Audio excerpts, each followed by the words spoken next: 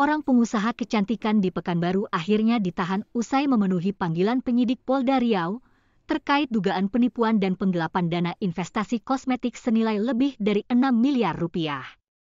Nova Susanti, tersangka kasus dugaan penipuan dan penggelapan dana investasi PT Sko Beauty Inspira, akhirnya menjalani pemeriksaan di Mapolda Riau, Senin kemarin.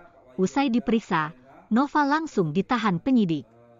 Nova bersama dua tersangka lain, yakni Saluja Vijay Kumar dan Gerhilda Ellen alias Ellen, diduga mengajak korban berinvestasi di bisnis franchise kecantikan dengan janji keuntungan hingga 60%.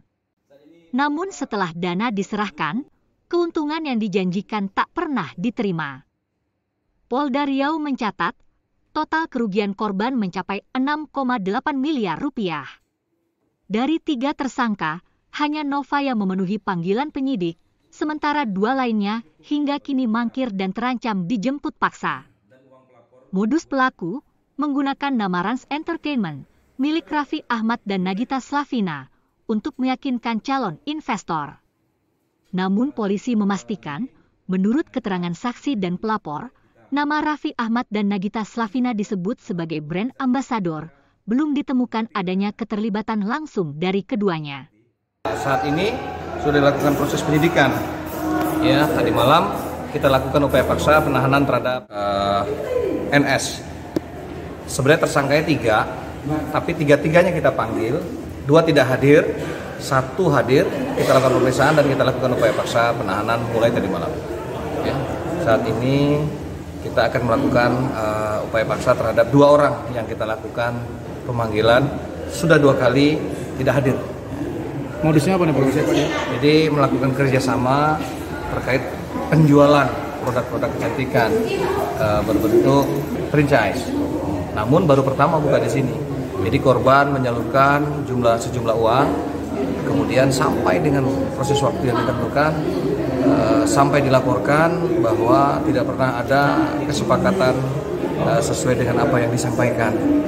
Artinya secara keseluruhan modal itu berasal dari pelapor. Itu nilainya berapa?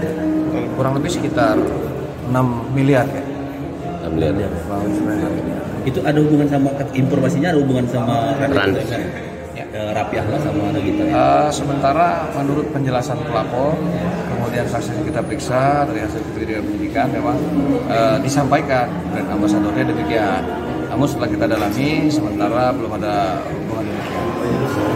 Jadi komunikasi awalnya demikian. Sama dengan franchise, ini adalah franchise, kemudian seharusnya franchise kan sudah buka dan buka cabang di mana-mana. Namun ini ya baru pertama. Baru pertama buka di Pekanbaru. Pasal jerat apa nih Pak? Pasal yang jelas adalah pasal 378, penipuan dan atau penggelapan, 378 KUHP dan atau 372 KUHP, penipuan dan atau penggelapan. Masih ada korban lainnya Pak Dir? Sementara kerjasamanya antara pelapor dan kedua orang yang dijadikan tersangka. 1 orang adalah manajernya, kita jadikan tersangka.